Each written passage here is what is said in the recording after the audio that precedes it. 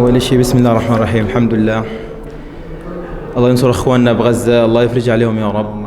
زي ما شفت والله احنا سجلنا الهدف الأول، رجعنا شوي تمسكنا. والله ما بعرف هي ركلة جزاء مش ركلة جزاء، ما يعني ركلة جزاء هدت نفسيتنا شوي وظروف مباراة، ونادي الوحدات نادي كبير يعني ضغطنا شوي واحنا تكتلنا وراه، وزي ما انت عارف يعني مجهود بدني، لعبنا مباراة قبل كم من يوم ويعني التمارين قلت شوي، فهذا سبب يعني.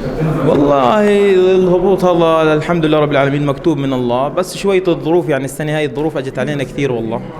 يعني الظروف كثير، ممنوعين من التسجيل، ما مش قادرين نجيب لعيبة، فهي احد الاسباب يعني. وقلة الشح المادي كثير كثير لعبت دور كبير كبير.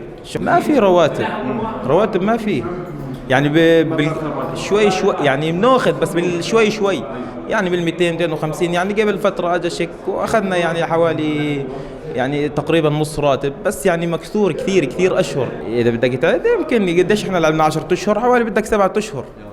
ما يعني لاعب الفوتبول مظلوم هنا كثير في البلد، فالظروف المادية كثير بتحكم والله. الله يعطيك العافية. مشكور مشكور.